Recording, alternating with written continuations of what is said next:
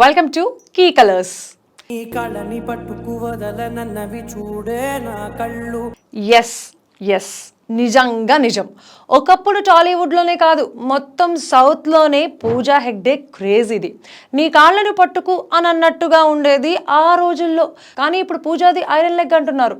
అంతలోనే సీన్ ఇంతలా ఎలా మారింది మనం చూసేద్దాం. Don't miss the story. This is key colours for you.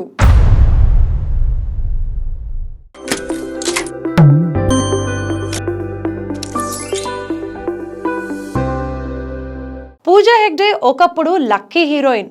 ఆమె కనిపిస్తే చాలు బ్లాక్ బస్టర్ అన్నట్టుగా ఉండేది అప్పట్లో హైప్.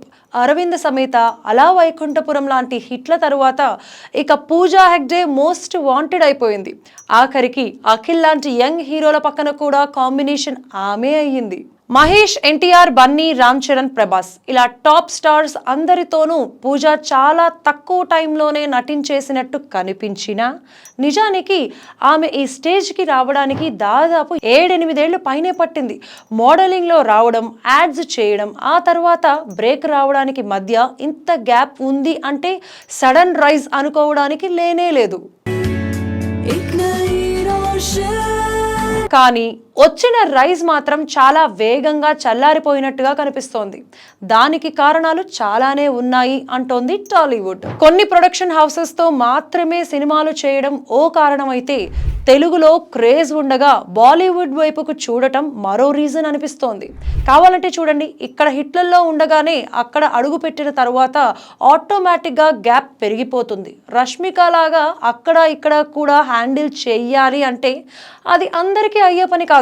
తెలుగులో దాదాపు సినిమాలు రావడం లేదు అన్నట్టున్న సమయంలో తమిళలో పెద్ద హీరోల కాంబినేషన్ పూజాకు సెట్ అయింది. విజయ్ లాంటి హీరోల పక్కన కనిపించిన సినిమాలు అంత గొప్పగా ఆడకపోయినా ఆ తర్వాత మరికొన్ని వరుస కట్టాయి. సరిగ్గా ఇదే ఫేజ్ లో ఫ్లాపులు వరుసగా వచ్చేసరికి ఇక నెగిటివిటీ వచ్చేసింది. తెలుగులో కనిపించి చాలా రోజులు అయ్యేసరికి తెలుగులో మాట్లాడుతూ ఇంటర్వ్యూలు ఇవ్వాల్సి వచ్చింది. చూసాను చాలా పిల్లలు తన బుట్టబొమ్మ కాస్ట్యూమ్ వేసుకొని లైక్ దట్ దట్ డాల్ ఒక డాల్ రెట్రో తర్వాత నెగిటివ్ టాక్ మరింత పెరిగింది. నిజానికి సినిమా ఇండస్ట్రీ అంటేనే ఇంత. Nothing succeeds like success. అంటే సక్సెస్ ఉంటే తిరుగు ఉండదు, సక్సెస్ లేకపోతే కబురు ఉండదు అనుకోవాలేమో. పూజాకు ఇలాంటి పరిస్థితి వచ్చింది అని చాలా మంది అంటున్నారు. తమిళంలో జననాయగన్ లాంటి బడా క్రేజీ సినిమాలు ఆమె చేతుల్లో ఉన్నాయి. అలాంటివి ఒకటో రెండో హిట్ అయినా మళ్ళీ కంటిన్యూటీ రావచ్చు.